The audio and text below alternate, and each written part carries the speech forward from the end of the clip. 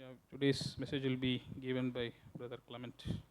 இன்றைக்கான செய்தியை கிளமெண்ட் அண்ணா நம்மளிடத்தில் கொடுப்பாங்க.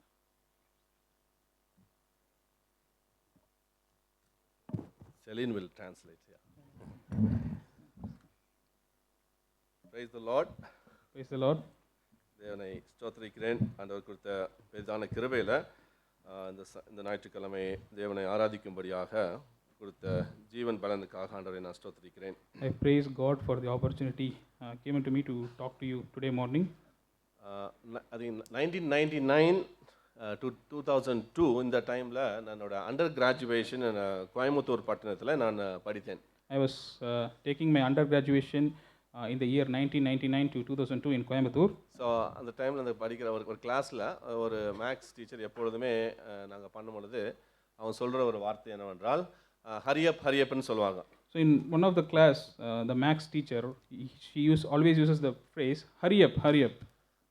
அப்போ ஒரு பையன் எப்பொழுதுமே வந்து எழுந்து நின்றுட்டே இருப்பான். அப்போ வந்து அவங்களுக்கு தெரியாது ஏன்னு சொல்லி. பட் ஒரு நாளில் கேட்டாங்க, நான் இதை சொல்லும் போதெல்லாம் ஏன்பா நீ வந்து எந்திரிச்சு நிற்கிறான்னு சொல்லி கேட்டாங்க. So whenever the teacher used to say, hurry up, a student, one among the students, he used to get up. So the teacher asked, why are you always standing whenever I say hurry up? சொன்னால் என் பேர் Hari miss அப்படின்னா. So he told that my name is Hari. அநேக நேரத்தில் நம்ம சில வார்த்தைகளுடைய சத்தத்தை வச்சு இல்லாட்டி வேற மீனிங் நம்மளுக்கு அது புரியும். நம்ம தான் சொல்லுவோம், பட் அது கேட்குறவங்களுக்கு வேற ஒரு அர்த்தத்தை அது கொடுக்கக்கூடியதாக இருக்கிறது. Oftentimes we misunderstand the words that we hear. No, we hear a word and we hear the different meaning. ஆனால் என் ஃப்ரெண்டு முக்கியம் விளையாட்டுக்காக தான் வேணுக்கும் தான் செஞ்சான், அதனால் தெரியாமல் இல்லை. பட் அநேக நேரத்தில் நம்ம சொல்கிற சில வார்த்தைகள் தவறான ஒரு அர்த்தத்தையோ இல்லாட்டி ஒரு சிந்தனைகள் நம்மளுக்கு கொடுக்கக்கூடும். Most of the times the words we hear, it always brings a wrong understanding to our minds. முக்கியமாக கிறிஸ்தவ வாழ்வில் நான் என்ன தெரிஞ்சிட்டேன்னா, நம்மளுடைய வார்த்தைகள் ஒரு விசுவாசி ஆனதுக்கப்புறம் நம்முடைய வார்த்தைகளில் வந்து ஒரு வித்தியாசத்தை நம்ம காட்டணும், இல்லாட்டி வார்த்தை மூலமாக ஆண்டவரை மகிமைப்படுத்தணும்னு சொல்வது முக்கியம் என்று சொல்லி நான் புரிந்து கொண்டேன். Especially as Christians, after we are become believers of Christ, we should show difference in the words we speak. ஏன்னா நான் கிறிஸ்துவுக்கு முன்பாக நான் யோசித்து பார்க்கும்போது என் வாழ்க்கை என்னென்ன வார்த்தையெல்லாம் நான் பேசினேன் யோசிக்கும் போது அது ரொம்ப கஷ்டமாக தான் இருக்கும். அதாவது இப்படியெல்லாம் நீ பேசியிருக்கியா அப்படின்லாம் நான் யோசிப்பேன். It brings me great distress when I think about the words that I have used in the past or at chance in the present after accepting Christ. ஏன்னா நான் படித்த ஸ்கூல்லையோ சரி கல்லூரிலையோ வாயை திறந்தாலே நல்ல ஒரு வார்த்தைகளில் நம்ம பிள்ளைங்கள் இந்த ஸ்டூடெண்ட்ஸ் பேசுவதை நான் கேட்கும்போது அது நம்மளுக்கும் அட்ராக்ஷனாக இருக்கும். அப்படி பேசினா தான் போல் நம்மளையும் ஏற்றுக்கொள்வாங்கன்னு சொல்லி நான் சிந்தித்தது. As per my surroundings in the school or be it in the college, the words my friends or the students, whatever they speak, easily I get attracted to those words. So இந்த நாளில் வார்த்தைகளை குறித்து நமக்கு எல்லாம் தெரிந்த ஒரு பகுதி தான் யாக்கோபு எழுதின நிருபத்திலிருந்து நம்ம படிக்க போகிறோம். ஒரு நிமிடம் கண்களை மூடி ஆண்டவரே, ஏற்கனவே தெரிந்த பகுதி தான், பட் இதுலேருந்து என்கிட்ட என்ன கற்றுக் கொடுக்குறீங்க, என்கிட்ட பேசுங்கன்னு சொல்லி நம்ம கேட்போமானால் பரிசுத்த ஆவியானவர் மூலமாக இன்றைக்கும் புதிதாக சிந்தனைகளை ஆண்டவர் நமக்கு கொடுக்க முடியும். Today we are going to learn about the impact of words from James. So let's look unto the Lord. Let's pray that the Holy Spirit may intercede us today. ஆண்டவரை துதிக்கிறோம், ஸ்தோத்திரிக்கிறோம். Heavenly Father, we want to praise you and worship you. அநேக நேரத்தில் எங்களோட வார்த்தைகள் உமக்கு பிரியமில்லாமல் இருக்கிறது. Most of the times the words we use, it's against you, dear Lord. அது புறம் கூறுகிற வார்த்தையாக இல்லாட்டி மற்றவர்களை தாக்கி பேசுகிற ஒரு வார்த்தையாக இருக்கிறது. It may be gossips or words that hurt others. இல்லை சில நேரங்களில் கெட்ட வார்த்தைகள் எங்களோட நாவில வந்து விடுகிறது. We use filthy words in our tongues. அதே நேரத்தில் ஈவன் ஜெபத்தில் கூட வார்த்தைகள்னால நாங்கள் வந்து உண்மை என்ன சொல்வதுன்னு சொல்லாமல் ஏதோ வார்த்தைகளை நாங்கள் பேசி விடுகிறோம். Most of the times we use meaningless words in our prayer. தயவுசெய்து எங்களை மன்னியும் ஆண்டவரே. Please forgive us.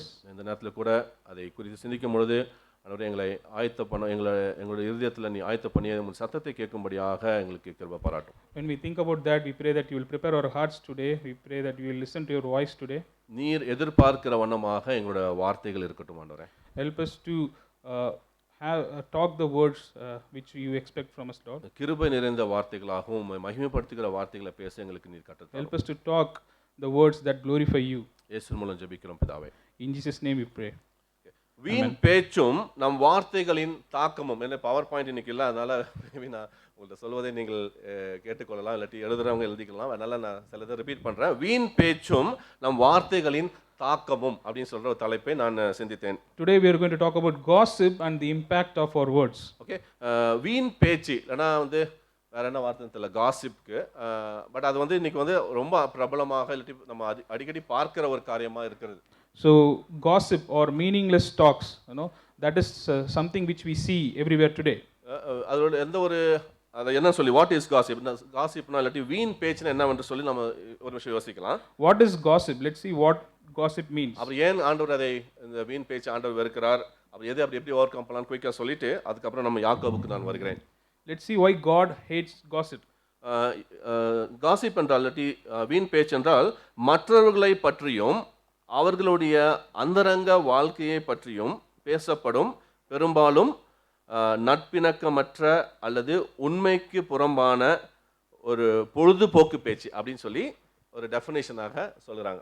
When we try to define gossip, it means that it's informal talk about other people and their private life that is often unkind or not true. Okay, maybe அதில் எத்தனை நமக்கு புரிஞ்சுன்னு தெரியல. But ஆனால் அதில் எனக்கு என்ன பிடிச்சுன்னா உண்மை இல்லாத சில காரியங்கள் இருக்கும்.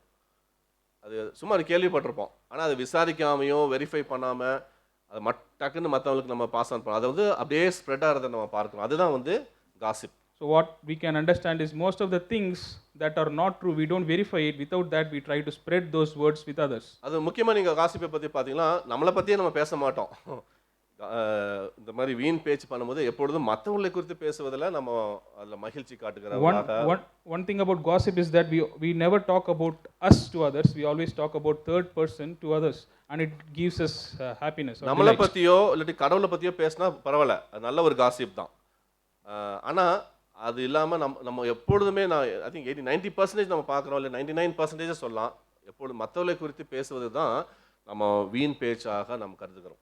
It is okay to talk about you or God to others, but most of the times we always try to talk about other person or third person. Okay, ஒரு ஒரு ஒரு சர்ச்சில், ஒரு மெத்தடிஸ்ட் சர்ச்சில் ஒரு ஈஸ்டர் சண்டே ஒரு preacher சொன்ன ஒரு தலைப்பு இதுவாக இருந்துச்சு. அது நல்ல ஒரு காசிப்னு சொல்லி சொன்னார். அது எனக்கு வித்தியாசம் வச்சு, என்னடா காசிப்பில் என்ன நல்லதுன்னு சொல்லி நான் யோசித்தேன். So in a Methodist church, a preacher titled his sermon like this about gossip. அவர் சொன்னார் gossip the gospel. So he titled the sermon as Gossip the Gospel.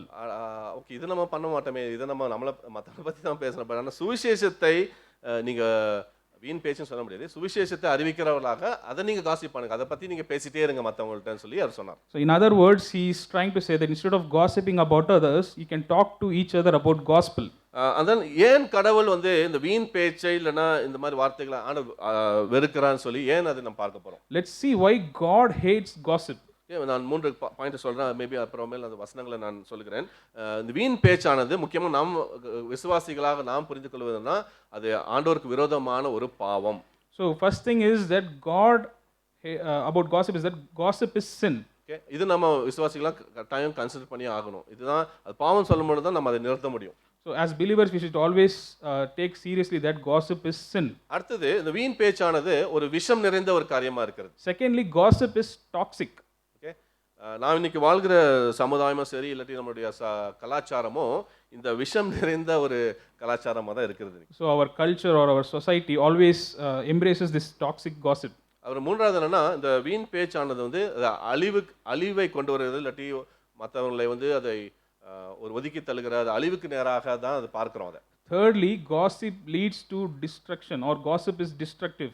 அது மற்றவங்களை வந்து ஒரு அவங்கள பேசி கீழ்த்தரமாக பேசி அவங்கள ஒன்றும் இல்லாமல் ஆக்கிறது தான் வந்து இந்த வீண் பேச்சு பண்ணுகிறது. So what it does is it's always try to talk about others and put their lives down. சரி, இதுலேருந்து எப்படி நம்ம மீளலாம், எப்படி ஓவர் கம் பண்ணலாம்னா நிறைய காரியங்கள் நிறைய பேர் பேசுகிறாங்க. பட் ஏன்னா நான் அதை யோசிக்கும் பொழுது தான் எனக்கு சிந்தனை வந்தது. ஓகே, யாக்கோபு சொல்கிற சில அறிகுறிகளை நம்ம பார்த்தா அதை நம்ம பின்பற்றினால இந்த காசிப்பை கூட நம்ம ஸ்டாப் பண்ண முடியும். There are many ways to overcome gossip, but we are going to look into what James says about gossip. Okay, அதுக்கு முன்பாக கூட நான் ஒரு சில நீதிமொழிகள் புத்தகத்திலிருந்து ஒரு சில வசனங்களை உங்களுக்கு நான் சுட்டி காண்பிக்க விரும்புகிறேன். Before going into the book of James, we are going to look into some what proverbs it says about gossip. Okay, நிறைய வசனங்கள் உண்டு. அதெல்லாம் வாசிக்க நமக்கு நேரம் பெட்டர் நீங்கள் சர்ச் பண்ணி படிக்கலாம். ஒரு கன்கார்டன்ஸ்னு சொல்லுவாங்க, இல்லைனா ஸ்டடி பைபிளில் பார்த்தீங்கன்னா காசிப் சர்ச் இல்லாட்டி நீங்கள் கூகுளில் சர்ச் பண்ணுங்களேன், உங்களுக்கு வந்து எல்லா வசனத்தையும் இன்றைக்கி அதான் நம்மளுக்கு கிடைக்கும். There are many references in Bible that talks about gossip. Maybe you can Google it, or if you have a study Bible, you can look into that. Okay, Proverbs இல்லாட்டி நீதிமொழிகள் 11:13 யாராச்சும் வாசிங்களேன். Anyone can please turn to Proverbs 11:13.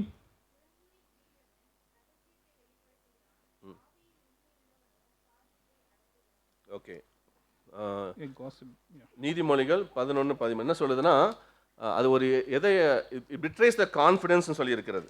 So it says, gossip betrays confidence. இல்லை, புறங்கூறுகிற திரிகிறவன் வந்து ரகசியத்தை அவன் வெளிப்படுத்துகிறான். அதனால் யாராவது ஒரு சொல்கிறாங்கன்னு சொன்னான்னா உடனே நம்ம மற்றவங்களுக்கு கடத்தும் பொழுது என்ன நடக்குது, அந்த ரகசியத்தை அது நம்ம வெளிப்படுத்துகிறவர்களாக இருக்கிறோம். So we see that a person who gossips, always he betrays confidence. Okay, அதே தான் 20:19 நம்ம பார்க்கலாம். நம்ம வாசிக்க வேண்டாம், இதே தான் நீதிமொழியில் நான் வாசிக்கிறோம். இன்னொரு நீதிமொழியை வாசிப்போம், 18:8. ஓகே, 18:8 யாராச்சும் வாசிங்கள். 18. Yeah. ஆமாம், இது பாருங்களேன், கோல்காரனுடைய, இதுதான் தமிழில் சொல்கிற வார்த்தை, இல்லாட்டி இந்த வீண் வார்த்தைன்னு சொல்லலாம். கோல்காரனுடைய வார்த்தைகள் விளையாட்டு போல் இருக்கும், இல்லை, விளையாட்டு போல் இருக்கும், பிளேஃபுல்லாக தான் இருக்கும். ஆனாலும் அவைகள் உள்ளத்திற்குள்ள அதை தைக்கும் அப்படின்னு சொல்கிறார். So in Proverbs chapter 18 verse 8, it says, the words of a gossip are like choice morsels, but they go down to the inmost parts. Okay, விளையாட்டாக சும்மா சொல்கிறது, அட்டி அந்த மாதிரி பேசுவது, காசிப் பண்ணுவது ஜஸ்ட் ஒரு ஃபன், ஒரு ப்ளே தான் அப்படின்னு நினைக்கிறேன். பட் ஆனால் அது வந்து ஹர்ட் பண்ணுகிறதா இல்லாட்டி உள்ளே போய் நம்மளை அது டிஸ்ட்ராய் பண்ணுகிற ஒரு வார்த்தையாக இருக்கிறது. So we think that sometimes gossip, we can gossip for fun, but it may also impact a man's inmost heart. Okay, இது வந்து நம்ம நிறைய நீதிமொழிகள் நமக்கு குறிப்பிடலாம். மேபி ஒரு சில வசனங்கள் நீங்கள் எடுத்து லேட்டராக கூட நீங்கள் படித்து பார்க்கலாம். நீதிமொழிகள் 18:21, நீதிமொழிகள் 12:18, இதெல்லாமே எதை சொல்கிறதுனா, எப்படி நம்முடைய வார்த்தைகள் வந்து எந்த விதமான ஒரு தாக்கத்தை ஏற்படுத்தும்னு சொல்லி ஞானி அங்கே சொல்கிறார். So there are many references in Proverbs, be it Proverbs 12:18, Proverbs 18:21. We see that it talks about how a gossip, how there is a huge impact to our words. Okay, so அதனால் நம்மளோட பேசுகிற வார்த்தை கட்டாயமாக அதுக்குரிய பிரதிபலன் உண்டு, அது ஒரு தாக்கத்தை கட்டாயமாக அது உண்டு பண்ணும். So we should always remember that the words we speak, it always creates an impact. அதே டைம் இன்னொரு டைம் நான் இன்னொன்று யோசித்தேன், ஈவன் கிறிஸ்தவ வாழ்க்கையில் எதுவுமே பேசாமல் அமைதியாக இருந்தாலும் அது ஒரு தாக்கத்தை உண்டு பண்ணுகிறதுன்னு சொல்லி நான் யோசித்தேன். So we can take the other way as well. If you are not talking anything, even that creates an impact. சரி, பேசினா தானே வம்பு, அதனால் அமைதியாக இருப்போம் அப்படின்னு நிறைய இடத்துல இருப்போம். சட்டம் பேசிவாகவே இருந்துடுறான், அது கூட வந்து சில விளைவுகளை கொண்டு வருகிறது. So at times we think that only if I talk something, it creates a problem. Let me not talk to anyone. Even that is a wrong idea. Okay, உங்கள் வேதத்தை யாக்கோபு 3ஆம் அதிகாரத்துக்கு நேராக திருப்பி வைத்துக் கொள்ளலாம். அதிலிருந்து நான் 3 பரிமாணங்களை நாவை குறித்து நான் பேசவிருக்கிறேன். Let's turn to James chapter 3. I want to talk about 3 things to consider about gossip. Okay, முக்கியமாக யாக்கோபு எழுதும்போது அது திங்க் 3ஆம் அதிகாரத்தில் தான் நம்ம வார்த்தைகளை பற்றி முன்னாடியே ஆரம்பிச்சிட்டார்.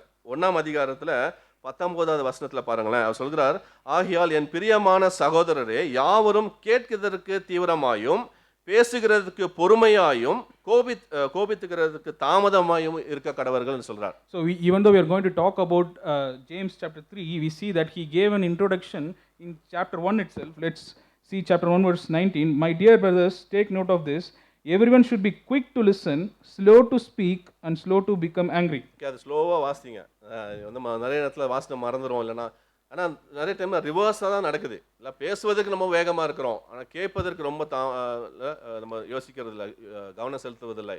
கோவப்படுவதற்கும் நம்மளுக்கு பொறுமையாக இல்லை, இமீடியட்டாக நம்ம ரியாக்ட் பண்ணி விடுகிறோம். So we do everything quite opposite to this verse. We become very quick to angry, very slow to listen.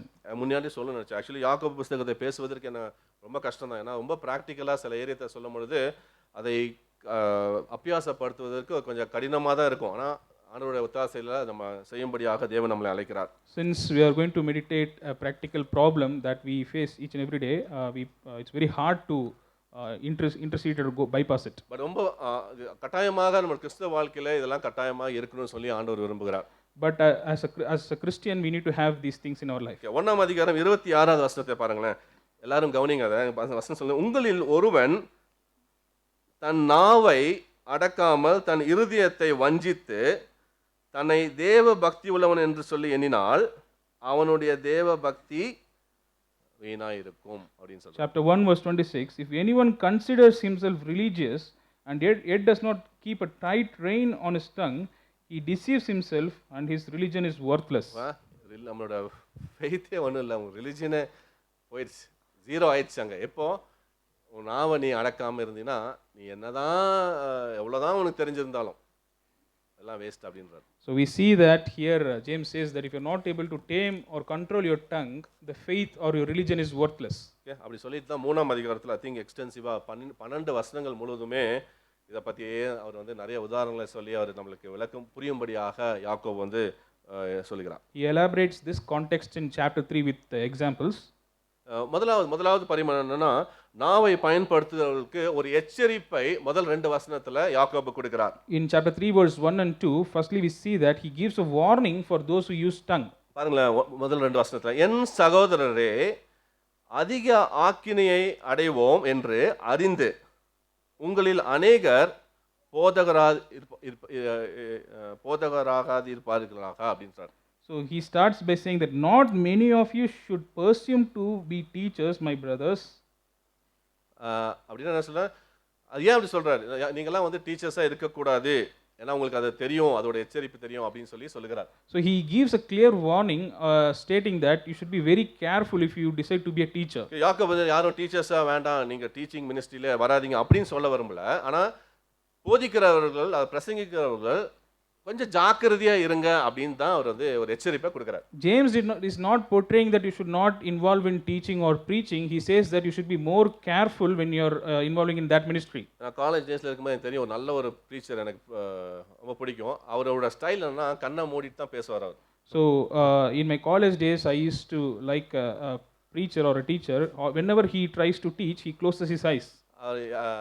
அவர் வந்து ஆண்டவரால் பயன்படுத்தப்பட்ட ஒரு மனுஷன் தான். ஆனால் அது பேசும்பொழுது சில டைம் நிறைய பேர்த்து அதை ஹர்ட் பண்ணியிருக்கு, பண்ணோம், அந்த மாதிரி ஒரு வார்த்தைகளை அவர் பயன்படுத்தும். ஆனால் அவர் பார்க்கவே மாட்டார், நான் யாரை பற்றி சொல்கிறேன்னு சொல்லாமல் அவர் பாட்டு கண்ணை மூடி முழு 1 hour இருந்தாலும் சரி, 45 minutes இருந்தாலும் சரி, கண்களை மூடி அவர் பிரசங்கிப்பார். He was a man of God, but whenever when he preaches, he closes his eyes. Words he uses sometimes it may hurt people in front of him, but he always closes his eyes during his teaching. சரி, அந்த மாதிரி தான் நம்ம நிறைய time இது சொல்வதற்கு தயக்கமாக இருக்குது, இது சொல்லலாமா, இது சொன்னால் நிறைய பேர் எப்படி எடுத்துக்குவாங்க இல்லைன்னா. பட் ஆனால் ஆண்டவருடைய வசனம் அதான் சொல்லுகிறது, அது நம்மளுக்கு வந்து கருக்குள்ள பட்டயமாக நம்மள்கிட்ட அதை பேசுகிறத நாம் பார்க்கிறோம். Most of them we always stumble in these things, that is it good to say this, is it the right time to say this, but Bible says that it will guard you. Okay, முதலாவது வந்து நம்ம வந்து எல்லாருமே கணக்கு கொடுக்க வேண்டும் சொல்லி தான் யாக்கோபு இங்கே சொல்லுகிறார். நம்ம பேசுகிற ஒவ்வொரு வார்த்தைகளுக்கும் தேவனுக்கு முன்பாக ஒரு நாளில் நம்ம கணக்கு கொடுக்க வேண்டும். James says that we are all accountable for the words we speak. I think இது வந்து இயேசு ஆண்டவர்கிட்ட தான் அவர் பாரோ பண்ணியிருக்கணும்னு நினைக்கிறேன். ஏன்னா மத்தேயு 12ஆம் அதிகாரத்தில் 36வது வசனம் சொல்கிறது, நம்ம பேசுகிற ஒவ்வொரு வார்த்தைகளுக்கும் அதுக்கு ஒரு நியாய தீர்ப்பு நாளில் நம்ம கணக்கு ஒப்பிக்க வேண்டும் சொல்லி அங்கே இயேசுவான சொல்கிறார். We see that James is taking Jesus as reference here in Matthew chapter 12 verse 36. He says that we all need to give an account for every careless word we speak. ஏன்னா அவர் சொல்றார் 34 நீ வாசித்து பார்த்தீங்கன்னா சும்மா வராத வார்த்தை, இருதயத்தின் நிறைவால தான் வாயில வார்த்தைகள் வரும் சொல்லி இயேசு அழகா சொல்லிட்டு அதுக்கப்புறம் தான் சொல்றாரு. So we see that in the previous verses Jesus say that only after completeness of heart the words come out of our mouth. சில சொல்லுவாங்களே, எனக்கு சும்மா சொல்லிட்டேன் பாரு, அப்படியே விளையாட்டா வந்துருச்சு அப்படின்னு நிறைய பேர் சொல்லுவாங்க. பட் ஆனால் இயேசுவான் சொல்கிறார், இருதயத்தின் நிறைவால் தான் வாய் பேசும் என்று சொல்கிறார். So we can't give excuse saying that it just came out of my mouth, no, because Jesus says that only what is in your heart it comes out of your mouth. அந்த வசனத்தை explain பண்ணும்போது தான் I think Hatsun Taylor, அது missionary அவருடைய ஊழியத்தில் அதை explain பண்ணும்போது அவங்களுடைய மிஷனரி ஸ்டேட்ஸ்மென்ட்ஸ்க்குலாம் அவர் சொல்கிறாரு, ஒரு டேபிளை கொண்டு வந்து வச்சு ஒரு கிளாஸ் ஆஃப் வாட்டரை வந்து அவர் மேஜையில் வைத்தார். So Hudson Taylor, he took this verse as reference and he gave an example. He kept a glass jar full of water in a table. அப்போ அந்த கீழே வச்சிருக்கிற டேபிள் கிளாத் அப்படி புல் பண்ணாரு, இல்லை டேபிளை ஷேக் பண்ணார். அப்படி பண்ணும்பொழுது அந்த வாட்டர் ஸ்பில் ஆனதை அவர் எல்லாம் பார்த்தாங்க. So that when he shook the table or the tablecloth, the water that was kept in the jar, it spilled over. அவர் கேட்டார், அதே தண்ணிக்கு பதில் இப்போ நான் மில்கை வச்சுட்டு அப்படி ஷேக் பண்ணால் என்ன ஆகும்னு சொல்லி அதை கேட்டார். He asked, what if instead of water, if I fill the jar with milk? அவர் சொன்னார், டெஃபினட்டாக அதுவும் ஸ்பில் ஆகும், அதுவும் கொட்டும் அப்படின்னு சொன்னார். The people answered that definitely even that will spill. இதுதான் இயேசுவாமி சொல்றாரு, என்ன நமக்குள்ள இருக்குதோ அதுதான் வெளியே வரும் அப்படின்றாரு. He told that this is what Jesus is trying to explain. Whatever is in your heart, only that will come out of your mouth. அதனால தான் நம்ம இருதயத்தில் ஆண்டவருடைய வசனங்களையும் நல்ல காரியங்களையும் நம்ம எப்பொழுதும் வைத்து வைங்கன்னு சொல்லி பவுல் வந்து கொலோசியர்ல சொல்றார். That's why Paul instructs us to keep God's word in our hearts. எவ்வளவுக்கு எவ்வளவு ஆண்டவருடைய வசனம் நமக்குள்ளாக இருக்குமானால் நம்ம பேசும் பொழுதும் ஆண்டவருடைய வசனத்தை நாம் பேசி மற்றவங்களுக்கு ஆறுதலாக இருக்க முடியும். The more we fill our hearts with God's words, we can use it to comfort other people. ரெண்டாவது காரியமாக இங்க அந்த முதல் பகுதி எச்சரிப்பில் என்ன பார்க்குறோம்னா, ரெண்டாவது வசனம் பாருங்க, நம்ம எல்லாரும் அநேக விஷயங்களில தெரிந்தவராக இருக்கிறோம் சொல்ல, அநேக விஷயங்களில தவறுகிறோம். It does not say in verse 2 that we all are expert in this. It says that we all stumble in many ways. ஒருவன் சொல்ல தவறானால் அவன் பூரண புருஷன் தன் சரீரம் முழுவதையும் கடிவாளத்தினாலே அடக்கி கொள்ளக்கூடியவனாயுமாய் இருக்கிறான். If anyone is never at fault in what he says, he is a perfect man, able to keep his whole body in check. ஆனால் பர்ஃபெக்டாக இருக்க முடியல, நம்மளால இருக்க முடியல. ஏன்னா நம்ம நினைக்கிறோம், பட் ஆனால் நம்ம ஏதாவது விதத்தில் பேசிடுறோம், இல்லாட்டி நல்லா இருக்கணும்னு நினைக்கிறோம், பட் அந்த டைமில் தான் சூழ்நிலைகள் நம்மளுக்கு பேச வைக்குது அந்த மாதிரி. அதனால சில வார்த்தைகளை நம்ம கொட்டி விடுகிறோம். It's very hard for us to be perfect. No, the situations around us, it tends for us to use some words. நிறைய நேரத்தில் எனக்கும் மனைவிக்கு வர வாக்குவாதத்தில் நிறைய வார்த்தை டக்கு டக்குன்னு நிறைய சொன்னதுக்கு அப்புறமேலே அமைதியானதுக்கு அப்புறம் ஐயோ இவ்வளோ பேசிட்டேனே, இவ்வளோ ஹர்ட் பண்ணிட்டேன்னு சொல்லி நான் ரியலைஸ் பண்ணது உண்டு. So when brother and his wife, when they indulge in an argument, often they give out words, but later they think that we should have not used those words. ஏன்னா James 1:19 நம்மளால கை கொள்ளவே முடியல, அது ரொம்ப கஷ்டமா இருக்கு. பேசுவதற்கு நீங்க தாமதமா இருங்கன்னு தான் சொல்றாரு. நம்ம ஆனால் ரிவர்ஸ் பண்ணிட்டு குயிக்காக கேட்டுட்டு டக்குன்னு நம்ம வந்து பதிலை கொடுத்து மற்றவங்களை நாம் தாக்குகிறோம். Even though James in chapter 1 he says that please be very quick to hear and slow to anger, every time we are doing quite opposite. Okay, so அதனால நம்ம எல்லாரும் இந்த இடத்துல வந்து தடுமாறுகிறவர்களாக தவறுகிறவர்களாக இருக்கிறோம் சொல்லி யாக்கோபு நம்மளுக்கு ஞாபகம் ஊட்டுகிறார். James he remembers us that he is trying to make us remember that no one is perfect and we all stumble in this area. So அது நல்லது தான். ஐ திங்க் அதுதான் நம்மளை தாழ்மையாக வச்சுட்டு ஆண்டவரே என்னால் முடியவே இல்லை, தயவுசெய்து என்னோட வார்த்தைகளை மாற்றுங்க, எனக்கு உதவி செய்யுங்கன்னு சொல்வதற்கு ஆக தான் வைத்திருக்கு, இந்த சூழ்நிலையை நம்மளுக்கு வைத்திருக்கிறார். So this is also a comfort that we can't do these things by ourselves. No, we can submit ourselves to God. இதுதான் முதலாக நம் பரிமாணமாக நம்ம பார்க்கிற ஒரு காரியம். இது ஒரு எச்சரிப்பான ஒரு காரியம். கிறிஸ்துவ வாழ்க்கையில தேவன் கொடுக்கிற ஒரு எச்சரிப்பாக நம்ம எடுத்துக்கொள்வோம். This is the first point we need to remember, that it's a warning for those who use words. இரண்டாவது காரியம், நாவானது ஒரு சக்தி வாய்ந்ததாக இருக்கிறதை நாம் இங்க பார்க்க போறோம். Secondly, we need to see that tongue is powerful. அவர் என்ன நிறைய உதாரணங்களை சொல்றார். 3-8 வசனங்கள் இரண்டாவது பகுதியை பார்க்குமானால் நிறைய உதாரணங்களை, முக்கியமாக 3 உதாரணங்களை இந்த பகுதியில் அவர் சொல்கிறார். James is giving 3 examples about how tongue can be powerful. இந்த 3 உதாரணங்களிலுமே அவர் பயன்படுத்துகிற ஒரு வேர்ட் பிளே என்னன்னா, ஒரு சின்ன பகுதி, சின்ன ஒரு பார்ட் தான் ஒரு பெரிய தாக்கத்தை எப்படி கொண்டு வருதுன்னு சொல்கிறார். James uses an illustration where a small part that can control a big body or an event. So வாசிக்கிறவங்களை அவர் வந்து ஆதியாகமுக்கு எடுத்துக்கொண்டு போய் வாசிக்கும் பொழுது ஆதியாகமுக்கு அவர் கொண்டு செல்கிறார், மிருக ஜீவியங்கள் எல்லாம் அவர் கொண்டு வருகிறார்.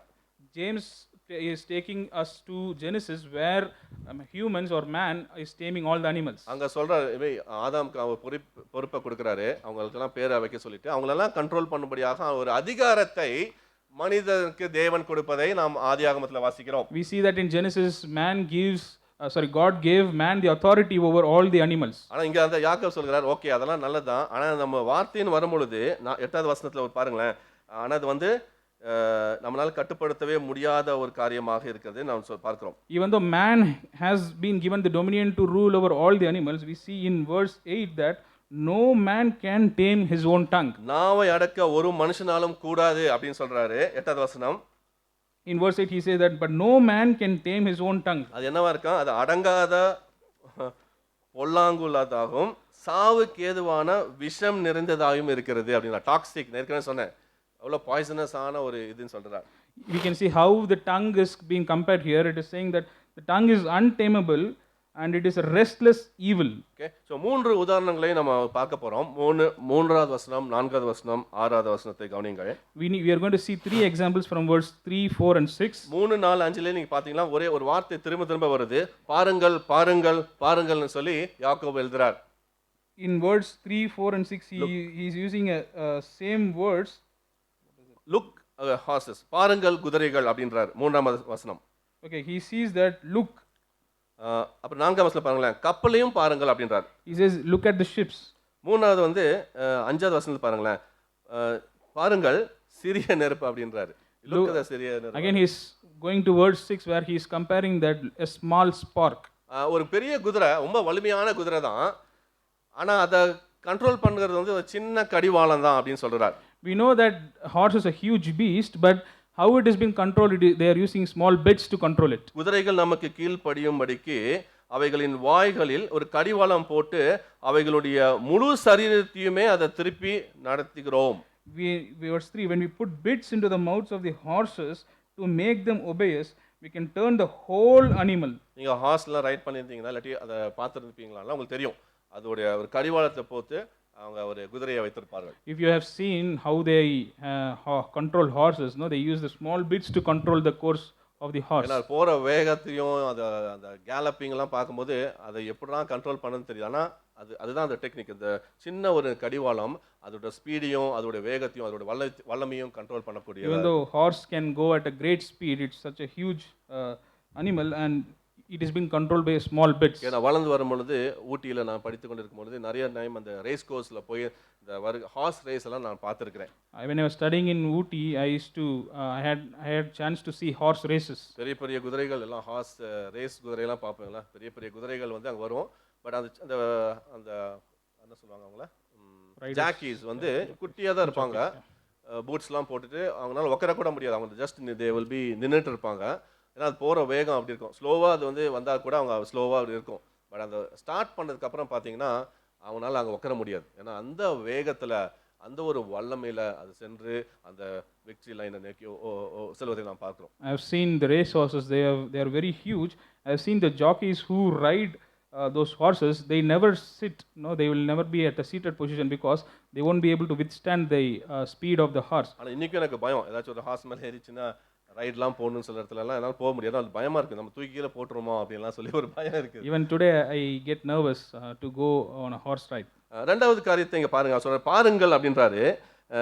எதை சொல்கிறாரு, நான்காம் வசனத்தில் கப்பலையும் பாருங்கள் அப்படின்றாரு. So nextly in verse 4 he talks about ship. நிறைய நேரத்தில் நம்ம பார்க்கறதுக்கு நிறைய காரியங்களை பார்த்து கொண்டு இருக்கிறோம். இந்த மாதிரி காரியங்களை நம்ம பார்ப்பதுக்கு எனக்கு நேரம் இல்லாமல் இருக்குது, இல்லை அப்சர்வ் பண்ணுறேன்னு சொல்கிறாரு. நம்ம அப்சர்வேஷனுக்கு நேரம் இல்லை, ஏன்னா வாழ்க்கை ஓட்டமாக ஓடிட்டே இருக்கிறனால இது மூன்று காரியத்தை அப்சர்வ் பண்ண சொல்கிறார். ரெண்டாவது தான் கப்பலை சொல்கிறார். In our tedious life we often miss to observe things. Here James asks us to observe three things. நான்காவது வசனத்தில் அவைகள் வந்து மகா பெரியவைகளாக இருந்தாலும் அது கடும் காற்றுகளால் அது அடிபட்டாலும் அவைகளை நடத்துகிறவன் மாலுமி அவர் அது போகும்படி யோசிக்கும் இடம் எதுவோ அவ்விடத்திற்கு நேராக மிகவும் சிறிதான சுக்கானாலால் திருப்பப்படும். We can see the comparison James uses here, or take ships as an example. Although they are so large, they are driven by strong winds, they are steered by a very small rudder. Okay, பெரிய ship தான், இல்லை நமக்கு எதையும் டைட்டானிக்லாம் நம்ம பார்த்துருக்கோம், இல்லாட்டி நான் கேள்விப்பட்டிருக்கோம், மேபி அது கூட சிங்க் ஆயிடுச்சு இல்லை ஒரு சின்ன ஒரு ஹோட்டனால். பட் ஆனால் அந்த மாதிரி பெரிய ஒரு உருவத்தையே கூட ஒரு ஸ்மால் ரடர், இல்லை சுக்கான்னு சொல்லி தமிழில் பார்க்குறோம், small rudder can direct.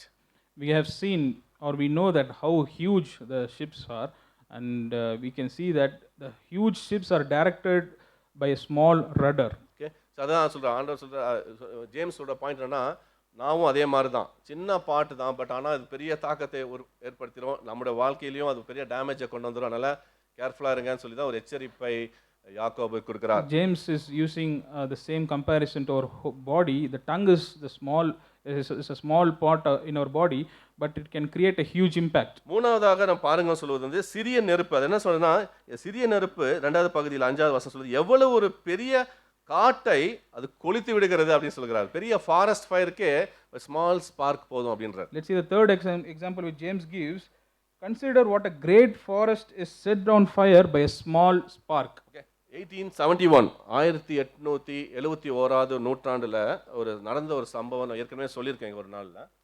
I want to share an instance about that happened in 1871. Great Chicago fire அப்படின்னு சொல்லி அந்த அந்த நாளில் நடந்த ஒரு சம்பவம் அது. An instance occurred known as Great Chicago Fire. ஒரு பெரிய ஃபயர்னால 300 பேர் இறந்து விட்டார்கள் அதுல. Because of a great fire incident, almost 300 people lost their life. எப்படி நம்ம விஜய் நடத்தின ப்ரோக்ராம்னால ஒரு 41 பேர் இறந்தாங்களோ அதே மாதிரி ஒரு சம்பவம் அந்த நாட்களில் நடந்தது.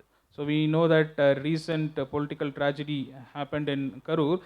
Likewise, fire accident that took lives of 300 people. அந்த நடந்த சம்பவம் ஒரு 9 கிலோமீட்டர்ஸ் தூரமாக இருக்கக்கூடிய ஒரு இடமா இருக்குன்னு சொல்லுகிறார்கள். So this accident or this fire accident spread over 9 kilometers. Maybe 17,000 குரிய பில்டிங்ஸ் அது அழிச்சிருக்கும் அப்படின்னு சொல்லி கணக்கெடுப்பு சொல்லுகிறது. A census says that almost 17,000 buildings might have destroyed by this fire. 1,00,000க்கு மேலான பேர் எங்க போனாங்களே தெரியாம இருக்கறான்னு சொல்லி கூட they lost அப்படின்னு சொல்லுகிறார்கள். Almost 1 lakh people have disappeared because of that incident. அதுக்கு காரணம் என்ன சொல்லி அவங்க இன்வெஸ்டிகேட் பண்ணும்போது இன்னைக்கு வரைக்கும் அவனால ஷூரா சொல்ல முடியல எது அதுக்கு காரணமாக இருந்துச்சுன்னு சொல்லி. When they tried to investigate the root cause of this accident, they are not able to come to a particular conclusion. 4 காரணத்தை அவங்க சொல்றாங்க. They had 4 possibilities. அது அங்க அதிகமான வெப்பமான இடம், அதனால மழை இல்லாத ஒரு இடமா இருந்துச்சுனால அதனால அந்த ஃபயருக்கு காரணமா இருந்திருக்குன்னு சொல்றாங்க. Since it's a deserted place with huge sunlight, that might have caused a fire. அப்புறம் அதிகமான காற்று இருக்கிற பகுதியானால அந்த தீ பத்தி அப்படியே எரியறதுக்கு அந்த காத்து காரணமா இருந்துச்சுன்றாங்க. It might be the winds that carried over the fire. இல்ல அந்த ஃபயர் டிபார்ட்மெண்ட் அன்னைக்கு ஏகப்பட்ட சர்வீஸ் அந்த வீக்லயே அவங்க நிறைய ஆக்சிடென்ட்ஸ் இருந்துச்சு, அதனால அவங்களுக்கு அந்த அலார்ம் கூட அன்னைக்கு ஒர்க் ஆகலன்னு சொல்லலாம் ஒரு டாக் இருக்குன்னு சொல்றாங்க. They also say that the same week there were many fire incidents. Because of that, the fire rescue team, they were tired of that and the alarm did not work. ஆனா ஒரு possibility இருக்கு. அது அந்த பான் அங்க இருந்த ஒரு சின்ன கவ் ஷெட்ல அங்க இருந்த ஒரு மாடு ஒரு லாம்ப்ஸ் ஒரு லாண்டனை காலில் எட்டி வதச்சனால அது போய் அந்த வக்கிப்புல்லுல பத்தி ஒரு பெரிய தீக்கு காரணம் சொல்வதை நிறைய பேர் அதை சொல்லுகிறார்கள். Many of them consider an highest possibility that a cow which was in its shed, it kicked a lantern, with light. So that lantern broke out and it caused that fire incident. அவன் பேசாத ஒரு மிருகத்து மேல பழிய செலுத்திட்டானுங்க. So they blamed an animal. Possibility இருக்கு. அந்த மாதிரி ஒரு சின்ன ஒரு லாம்ப்னால சின்ன ஒரு ஸ்பார்க்னால இந்த சிகாகோ ஃபயர் 9 கிலோமீட்டர் அளவுக்கு போய் இவ்வளவு ஒரு டிஸ்ட்ராக்ஷனை கொண்டு வந்திருக்குன்னு சொல்லி கூட சொல்லுகிறார்கள். So they consider this as a huge possibility that a small fire made this huge incident. எனக்கு இந்த இல்லஸ்ட்ரேஷன் ரொம்ப பிடிக்கும், அதனால தான் அதே தடவை நான் சொல்லியிருக்கேன். நான் எப்போ யோசிப்பேன், நம்ம நினைப்போம் சின்ன ஒரு வார்த்தை தான், சின்ன ஒரு காரியம் தான், பட் ஆனால் அது ஒரு பெரிய தாக்கத்தை நம்முடைய வாழ்வில் ஏற்படுத்தக்கூடும். This is my favorite illustration, that's why I am repeating it again. We should think that we may think that it's a small word, but it may create a huge impact. செமினரியில் படித்த ஒரு நாளில் நடந்த ஒரு சம்பவத்தை நான் சொல்லுகிறேன். I want to recall a moment when I studied seminary. நான் ஏதோ சேர்ஸ்லாம் அந்த சாப்பிள் அரேஞ்ச் பண்ணிட்டு இருக்கும்போது ஏதோ ஒரு வார்த்தையை நான் பேசியிருக்கிறேன், எனக்கு தெரியாமல் பேசியிருக்கிறேன். So when I was arranging chairs in the chapel, I might have used a word. அதில் என் கூட இருந்த ஒரு ஃப்ரெண்ட், என்னோட கிளாஸ்மேட் தான், நல்லா பேசிட்டு இருந்த ஒரு நபர் சடனாக பேசுவதை நிறுத்தி விட்டதை நான் பார்த்தேன்.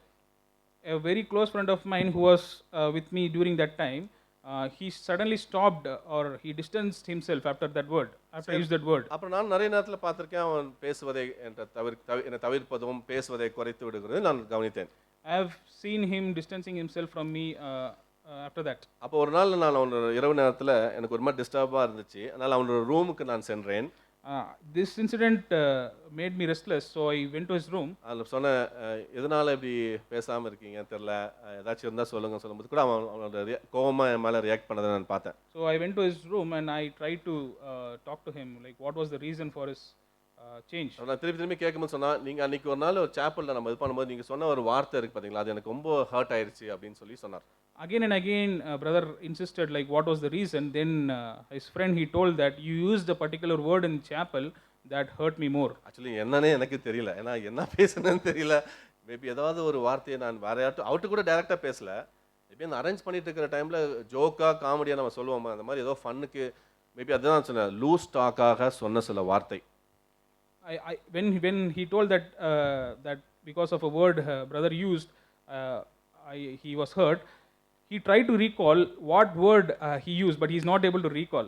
So the thing we need to conclude is that even loose talks which come out of our mouth, it may create a huge sir impact. நான் உடனே இமீடியட் என்ன சொன்னேன், ஆர்கியூ பண்ணி ஜஸ்டிஃபைலாம் பண்ணல. ஐம் ஸோ சாரி, பேசின அந்த வார்த்தைக்கோ என்னன்னு எனக்கு ஞாபகம் இல்லை. I'm so sorry, please forgive me, இனிமேல் அந்த மாதிரி நடக்காதபடி நான் பார்த்துக்கொள்கிறேன்னு சொல்லி நான் மன்னிப்பு கேட்டேன். I did not argue there, but even though I didn't remember what word I used, I actually asked for sorry. அதுக்கப்புறமேல ஹி இஸ் ஓகே, இன்னைக்கு வந்து அவன் கூட நல்ல ஒரு உறவு இருக்கு, நான் இன்னைக்கும் அவன்கிட்ட எல்லாம் சேட் பண்ணி பேசுகிறேன். After that, everything turned to be normal. We are in a good relationship now. அவரும் வந்து மணிப்பூரை சேர்ந்தவர் தான், மேபி இங்கே மணிப்பூர்லேருந்து இருக்கிறீங்க. அப்போ யோசித்தேன், யாராக இருந்தாலும் கூட வார்த்தையினால இல்லை நம்மளுடைய ரியாக்ஷன்ஸ்னால கூட ஹர்ட் ஆகுவதற்கு வாய்ப்புகள் உண்டு. He is from Manipur, so it reminded me that maybe whoever it is, easily we can hurt them through our actions. முதலாவது யாக்கோபு ஒரு எச்சரிப்பை நமக்கு கொடுக்கிறார். நாவை குறித்து பேசும் பொழுது அது நம்ம சிந்திப்போம். அதாவது ரெண்டாவது, இது வந்து ஒரு சக்தி நிறைந்ததாக இருக்கிறது. இதுக்கு மற்றவங்களை ஹர்ட் பண்ணோம், அதே வல்லமையாக அதை குணப்படுத்தக்கூடிய ஒரு வார்த்தையாக கூட அதுக்குரிய வல்லமை இருக்கிறது. We see that James gives us a warning for those who use tongue, and he also talks about how tongue can be powerful. It has the power to harm someone, at the same time it has the power to heal someone. Okay, நீதிமொழிகள் 18:21 எடுத்தவர்கள் யாராவது வாசிங்கள். நீதிமொழிகள் 18:21. I want you to turn to Proverbs chapter 18 verse 21. மரணம் ஜீவனும் நாவின் அதிகாரத்தில் இருக்கும். Life and death is there in our in the mouth, the tip of our tongue. The tongue has the power of life and death. அப்புறம் அதை And பிரியப்படுகிறவர்கள் okay அது கனியை புசிப்பார்கள். And those who love it will eat its fruit.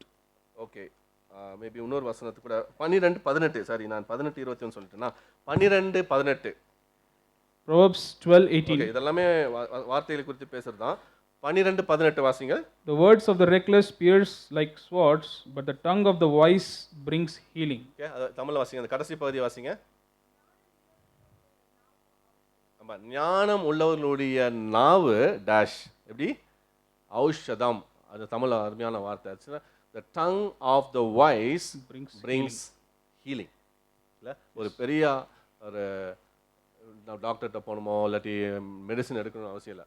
பேசுகிற வார்த்தை தான் அது கிருபை நிறைந்த வார்த்தையாக, அதனால தான் சொல்லும் பொழுது அது நம்மளை சுகப்படுத்தக்கூடிய ஒரு குணப்படுத்தக்கூடிய ஒரு வார்த்தையாக கூட இருக்கக்கூடும்.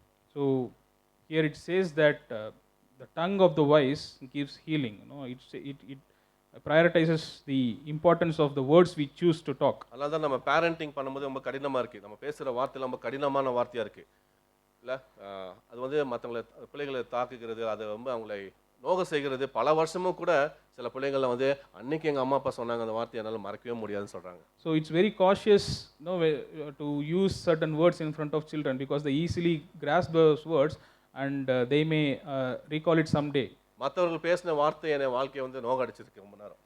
Most of the times the words people spoke towards me, it made a huge impact in my life. ஆனால் உடனே ஆண்டவருடைய வார்த்தை வந்து எனக்கு இந்த ஔஷதமாக இருந்திருக்கு. But whenever I feel lost because of those words, God's word, it healed me. அது நம்மளுக்கு போதுமானதாக இருக்குது. ஆண்டவருடைய வார்த்தை நம்மளுக்கு வந்து ஒரு சுகத்தையும் ஆரோக்கியத்தையும் ஔஷதமாக இருக்கும் பொழுது நம்மளுக்கு மற்றவங்க வார்த்தையை குறித்து நாம் ஏன் கவலைப்பட வேண்டும்? When God's word is more than sufficient and it gives satisfaction, why should I consider about meaningless words of others? Okay, ஆனால் அதுதான் எச்சரிப்பை ஆண்டவர் கொடுத்துட்டே இருக்கிறாரு. ஒரு சில பேர் எச்சரிப்பை கொடுத்து கூட நம்ம மனம் திரும்பாமல் இருக்கக்கூடும். God always warns us about these things, so most of the times we should turn ourselves back after hearing these warnings. மூன்றாவதும் கடைசியுமா இருக்கிற ஒரு பரிமாணம் என்னென்றால் நாவு நிலைவரமற்றதாக இருக்கிறது. Third and lastly, we can see that tongue is inconsistent. Okay, இன்னைக்கு ஒன்று சொல்கிறோம், திடீர்னு கொஞ்ச நேரத்துல அதே மாதிரி நம்ம சொல்லிக்கிறோம், இல்லாட்டி நாளைக்கு வேற மாதிரி நம்ம பேசிக்கிறோம். We see that tongue is inconsistent. No, we may say something today and we may change our phrase or what we said tomorrow. நான் நிறைய பேர்ட்ட கேட்டிருக்கேன், இப்போ தானே சொன்னீங்க நீங்கள் எப்படின்னு. இல்லை நான் மாற்றிட்டேன் இப்போ அப்படின்னு வேறு மாதிரி மாற்றி சொல்வாங்க. So we'll say that you told something different yesterday. Yeah, now I am changing my statement. Marketing லாங்குவேஜ்னு சொல்லுவாங்க இல்லை, மேலே கட் ரோட் ப்ராஜெக்ட்ஸ்னுவாங்களே, நம்ம பேசவே விட மாட்டாங்க, அவங்க சொல்கிறத கேட்க வைப்பாங்க. லைக் இன்கன்சிஸ்டண்ட்டாக இருக்கிறத நம்ம பார்க்குறோம். No, we can call that as marketing language. They will not allow us to speak. They themselves, no, will occupy the space. They will talk.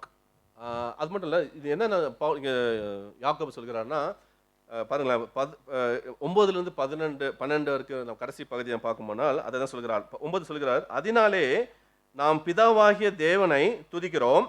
எதில்? நாவுனால.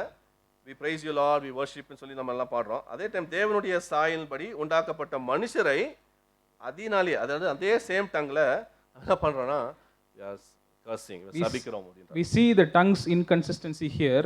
In verse 9 it says that with the tongue we praise our Lord and Father, and with it we curse men who has been made in God's likeness. நம்ம ஆண்டவரை ஆராதனை செய்வதற்கும் நம்முடைய வாழ்க்கை நடத்தைக்கும் ஒரு பெரிய ஒரு இடைவெளியை இன்னைக்கு நம்ம பார்க்கிறோம். There is a huge gap between how we praise God and how we run our lives today. இல்ல நல்லா ப்ரீச் பண்றவங்க சரி, இல்ல நல்ல வர்ஷிப் லீட் பண்றவங்க சரி, அதே நேரத்தில் நம்ம வந்து வார்த்தையினால நம்ம நிறைய தாக்கத்தை மற்றவர்களுக்கு ஏற்படுத்தக்கூடும். This is for everyone, including those who lead the worship, those who preach the word of God. Even those people, they use their words meaningless many times. நம்ம நிறைய தவறு, அதான் சொல்றேன், நம்ம எல்லாமே தடுமாறுகிறோம், இல்லை தவறுகிறவர் தான் இருக்கிறோம். நல்லா நானும் நிறைய மிஸ்டேக், நிறைய பிளண்டர் இதில் நான் செய்திருக்கிறேன். As we saw earlier, we all stumble in this. We all make mistakes in this. நம்ம எல்லாம் கற்றுக்கொள்ளவர்களாக இருப்போமானால் ஆண்டவர் விரும்புகிறாருன்னா, ஓகே ஆண்டவரே, ஐம் சாரி, நான் மன்னித்துக் கொள்ளுங்கள், இனிமேல் அதை செய்யாதபடி, இனி அப்படி பேசாதபடி, நான் அதுக்கு பதிலாக வேற வார்த்தைகளை எனக்கு தாரும், உமது வார்த்தைகளை தாரும் சொல்லி கேட்போமானால் அது ஆண்டவருக்கு மகிமையை கொண்டு வரும்.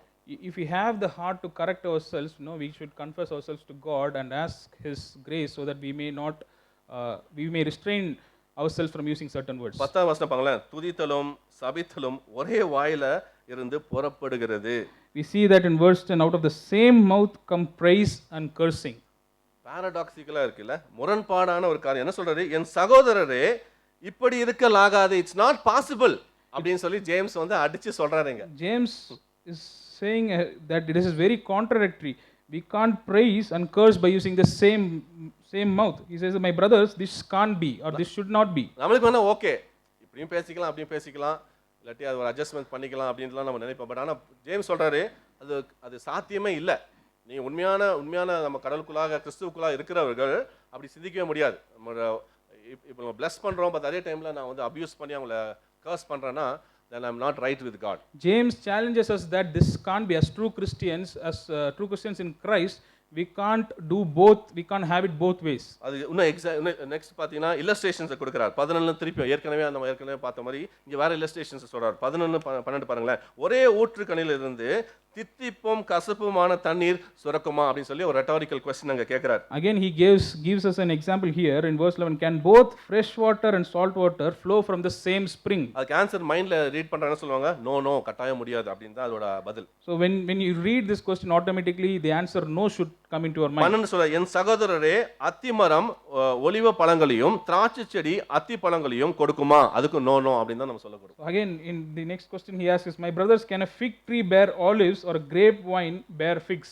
அப்படியே ஓர்பான நீரூற்று தித்திப்பான ஜலத்தை அது கொடுக்க மாட்டாது. Again neither can a salt spring produce fresh water. அதனால தான் யோவான் வெளிப்படுத்தின விசேஷத்தை லவோதிக்கா திருச்சபைக்கு எழுதும் பொழுது அந்த ஸ்ப்ரிங்ஸை பற்றி அவங்க பேசுகிறார். Hot water spring and cold water spring சொல்லி நம்ம பார்க்குறோம். ஹாட் வாட்டரையும் கோல்ட் வாட்டரையும் மிக்ஸ் பண்ணால் வெதுவெதுப்பாக வரும், நம்மளுக்கு இதெல்லாம் தெரியும். ஆனால் சொல்கிறார், அப்படி வெதுவெதுப்பாக இருக்கிறவர்களை நான் வாந்தி பண்ணி போடுவேன்னு சொல்லி ஆண்டவர் சொல்கிறார்.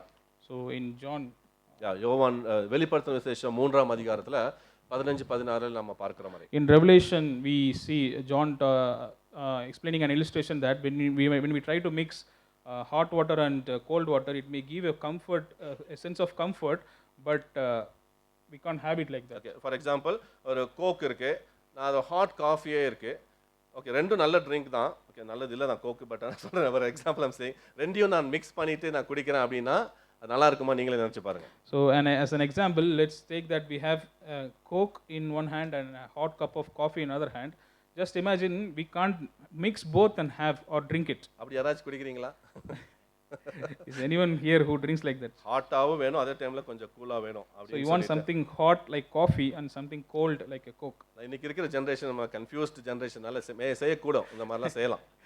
Maybe this generation they may try that as well. ஏன்னா ஹாட் காஃபியை கொண்டு போய் தான் சில டைம் ஃப்ரிட்ஜில் வச்சுட்டு அதை cool ஆக்குறாங்க. So I know people who take their hot coffee and keep it in fridge and drink it as cold ஏன்னா அன்னைக்கு coffee. ஒருத்தர் சொல்றாரு, ரெஸ்டாரண்ட்டில் போயிட்டு வீட்டு தோசை கொடுங்கன்னு கேட்குறாங்க, வீட்டில் வந்து ரெஸ்டாரண்ட் ஸ்டைலில் செய்யுங்கம்மா அப்படின்னு சொல்கிறாங்களா. So we are no, there is a famous saying that no, they go to restaurants, then they ask, can you cook us some home like food, homely food. and when in homes, in kitchen, they ask their wives that can you prepare something restaurant style. அதே நீங்கள் ரெஸ்டாரண்ட்லேயே பார்க்கலாம், ரெஸ்டாரண்ட்டில் பார்த்தீங்கன்னா homely food இங்கே அவைலபிள்னு சொல்லி அங்கே போட்டிருக்காங்க ரெஸ்டாரண்ட்டில். Even in restaurant they advertise like here homely foods are available. நிறைய கேட்டரர்ஸ் வந்து நாங்கள் ரெஸ்டாரண்ட் ஸ்டைலில் இல்லாட்டி இந்த மாதிரி ஸ்டைலில் நாங்கள் செய்கிறோம் சொல்லி இன்றைக்கி ரிவர்ஸை நம்ம பார்க்குறோம். ஓகே, நம்ம ஜேம்ஸ் சொல்லுவது வந்து ஹோட்டலை பற்றியோ இல்லாட்டி இதில் ஜேம்ஸ் சொல்கிறாரு உங்கள் வார்த்தையில் கவனமாக இருங்க, ஏன்னா இது இன்கன்சிஸ்டண்ட்டாக இருக்கும் பொழுது அது வந்து நல்லதில்லை, ஆண்டவருக்கு அதே பிரியமில்லை. ஏன்னா எல்லாரும் தேவனுடைய சாயலில் உண்டு பண்ணியிருக்கிறதுனால அவங்கள நீங்கள் தயவுசெய்து டேமேஜ் பண்ணிடாதீங்கன்னு சொல்கிறது தான் அவரோட main point. We need to focus on what James says here, that our tongue is inconsistent and we should be very careful or cautious about the words we speak, especially to other humans, because they are created according to God likeness. I think 9வது வசனம் தான் அந்த key verse நினைக்கிறேன். அந்த பகுதியில் எனக்கு ரொம்ப பிடிச்சதுன்னா, அதனாலே நாம் பிதாவாகிய தேவனை துதிக்கிறோம், தேவனுடைய சாயலின்படி உண்டாக்கப்பட்டிருக்கிற மனுஷரை அதனாலே நம்ம சபிக்காதபடிக்கு நம்ம அவங்கள வேல்யூ பண்ணி நம்ம பேசுவோமானால் தேவனுக்கு அது மகிமை கொடுக்கும். I like the words verse 9 which says that we praise our Lord and Father with it, and with the same tongue we curse men who are made in God likeness. Okay, நான் யாக்கோபில் நீங்கள் சிந்திக்கலாம் மறுபடியும். I'm done with that passage. நீங்கள் ஆனால் நம்மளுக்கு வாழ்க்கையில் என்ன சிந்திப்போம், எதை நம்ம வாழ்க்கையில் கொண்டு வருவோம் சொல்லி நான் ஒரு சில காரியத்தை சொல்லி நான் முடிக்க விரும்புகிறேன். What can we take, what are the key takeaways that we can take from this passage? Okay, Solomon ஞானி அவர் பிரசங்கி எழுதின புஸ்தகத்தில் ஒரு வசனத்தை சுட்டி காண்பித்து நான் சொல்லி முடிக்க விரும்புகிறேன். I want to conclude by the words which Solomon has said before. 5ஆம் அதிகாரம் பிரசங்கி 5:2. In Ecclesiastes chapter 5 verse 2, தேவ சமூகத்தில் நீ துணிகரமாய் உன் வாயினாலே பேசாமல் மனம் பதறி ஒரு வார்த்தையும் சொல்லாமலும் இரு. ஓகே, ஒரு வார்த்தையும் சொல்லாத அப்படின்னு சொல்லிட்டேன்னு சொல்றாரு. தேவன் வானத்தில் இருக்கிறார், நீ பூமியில் இருக்கிறாய், ஆதலால் உன் வார்த்தைகள் சுருக்கமாய் இருப்பதாக. Look what wise man Solomon has said in Ecclesiastes chapter 5 verse 2, do not be quick with your mouth, do not be hasty in your heart to utter anything before God. God is in heaven and you are on earth, so let your words be few. I think he nailed it. He said நம்மளோட வார்த்தைகள் வந்து கொஞ்சம் சுருக்கமாக இருக்குமானால் அது நம்மளை மற்றவங்களை அதிகமாக நம்ம தாக்க முடியாது, இல்லைன்னா நம்ம கேர்ஃபுல்லாக நம்ம இருப்போம். So he gave a perfect example through this verse that if our words are limited or if it's few, we have very less chance to hurt others. ஏசானவர் ஊழியத்தில் இந்த உலகத்தில் ஊழியம் செஞ்சப்போ நான் அவரை பார்க்கும்போது தான் பார்க்குறேன். It was a man of few words தான், பட் ஆனால் அது மூலமாக ரொம்ப இம்பாக்ட் பண்ணியிருக்கிறாரு. ஆனால் அதிகமாக அவர் பேச வேண்டிய நேரத்தில் சரியான வார்த்தையை தான் அவர் பேசியிருக்கிறார். We know that Jesus, he ministered in this world. When I see Jesus, we see that he is a man of few words. Gospel நம்ம எங்கேயாவது பார்க்குறோமா, அவர் போய் நம்மளை எங்கேயாவது யாரையோ பற்றி காசிப் பண்ணிகிட்டே இருக்கிறாரு அப்படின்லாம் எங்கேயாச்சும் நம்ம எங்கேயும் பார்க்க முடியாது. அப்படி we don't see any recorded things in gospel saying that Jesus gossiped or spoke meaningless words. Maybe அந்த சமாரிட்டன் உமன் வந்து அந்த பாசிட்டிவாக சொன்ன காசிப்பை தான் செஞ்சாங்க. போய் அந்த ஊரில் போயிட்டு இயேசுவை பற்றி she was gossiping about Jesus. அதனால தான் அந்த முழு இடமே வந்து இயேசுக்குள்ளாக வந்ததை நாம் பார்க்குறது. The first evangelist is that Samaritan woman. We see the Samaritan woman who gossiped about Jesus. In other way, we can say that she spread the gospel. Okay, நம்மளோட வாழ்க்கையில் நம்ம கொண்டு வருகிற அந்த அபியாசம் 2 சொல்லுகிறேன். முதலாவது, நம்ம ஒத்துக்கொண்டு உண்மையாக நம்ம இருப்போமானால் நம்மளுடைய அறிக்கை செய்து இந்த பாவத்திலிருந்து மனம் திரும்புவதற்கு ஆண்டவர் நமக்கு உதவி செய்யக்கூடும். Maybe the practical application that we can take from this passage is that first is that we need to be honest and confess and repent. ஐயோ எனக்கு இதுக்கு சம்மதமே இல்லை, இது யாரோ பற்றி பேசுகிறார் அப்படி இல்லை. இட்ஸ் லைக் சே ஆனஸ்ட்டாக நம்ம இருப்போம்னால், ஆண்டவரே இது என்னை பற்றி நான் தான் ஆண்டவரே இது இனிமேல் நிறைய பேர்த்த அப்படி ஹர்ட் பண்ணாதபடி நான் ஒத்துக்கொள்கிறேன், I'm sorry, I just confess and நான் மனம் திரும்புகிறேன் சொல்லுவோம்னால், that's a beautiful application that we can bring. Let's not be with the mindset that this message is for someone else, maybe for that person who is gossiping. No, it's for us. No, let us all be honest to ourselves and let us confess and repent. ரெண்டாவதாக இந்த வீண் வார்த்தையை நாம் இப்பொழுதே நிறுத்தி விடுவோம். One decision நம்ம டேக்னா, let us stop gossiping.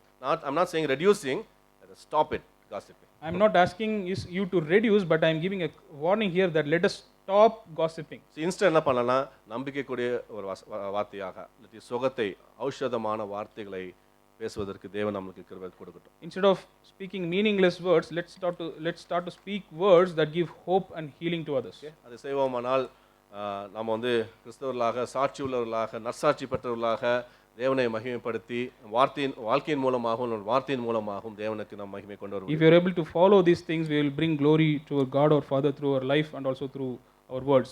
இருக்கிற இடத்துல நம்ம கண்களை மூடி ஆண்டவரே நான் என்னோட பாதி நம்ம யோசித்து பார்ப்போம், நம்மளோட வாழ்க்கையை யோசித்து பார்ப்போம்.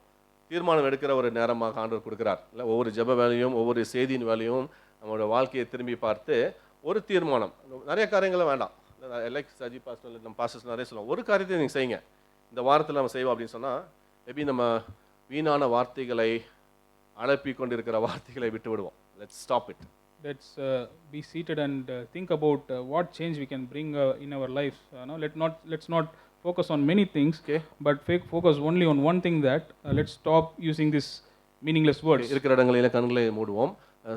ஒரு கணக்கெடுப்பு என்ன சொல்கிறதுனா, பெண்கள் மட்டும் இல்லை, நிறைய டைம் நினைப்போம் காசிப்னாலே விமன் தான் செய்யலாம், பட் ஆனால் பெண்கள் மட்டும் இல்லை, ஆண்களும் இதில் இருக்கிறாங்க, வாலிபர்களும் இதில் இன்வால்வ்டாக இருக்காங்க, பிள்ளைகளும் இன்னைக்கு வந்து காசிப் பண்ணுறான்னு சொல்லி தான் இன்னைக்கு இருக்கிற லேட்டஸ்ட் ஸ்டடி சொல்லுகிறது. We often say that women gossip more, but the census says that men, children, teens, they even gossip more. கிறிஸ்துவ விசுவாசிகளாக கிறிஸ்துவர்களாக இருக்கிறவங்களுக்கு நம்மளுக்கு அது வாய்ப்பு இருக்கிறது, நாமும் அப்படி செய்யக்கூடும். As Christians, we also gossip many times. ஆனால் ஆண்டவருக்கு அது பிரியமில்லை சொல்லி நம்ம பார்த்தோம். அதனால் அதை நாம் நிறுத்திவிட்டு, ஆண்டவரே கிருபை நிறைந்த வார்த்தைகளை, மற்றவர்களை சுகப்படுத்துகிற, மற்றவர்களை ஆரோக்கியமான வசனங்களை, மற்றவர்களை கட்டி எழுப்புகிற வார்த்தையை என்னோட நாவில தாரும் சொல்லி கேட்போம்னால் பரிசுத்த ஆவியானவர் அதை நமக்கு தருவார். We know that God hates gossip, so let's ask God to give words of healing, words of comfort that can build others in their Christian life. நமக்கு நன்றி, இந்த வாய்ப்பை கொடுத்த கிருபைகளுக்காக நன்றி. யாக்கோபில் கற்றுக்கொண்ட இந்த காரியங்களுக்காக, நீதிமொழிகளின் மூலமாக எங்களுக்கு நீர் பேசினீரே, அதுக்கு நமக்கு நன்றி சுவாமி.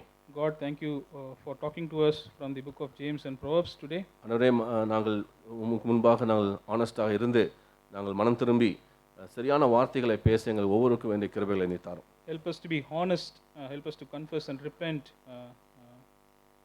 நற்சாட்சி பெற்ற திருச்சபை மக்களாக, தனிப்பட்ட கிறிஸ்தவர்களாக நாங்கள் வாழ்ந்து காட்டி வார்த்தையின் மூலமாக உமக்கு மகிமையை கொண்டு வர எங்களுக்கு உதவி செய்யும். Help us to live a good Christian life with right testimony, so that you may be pleased with our life.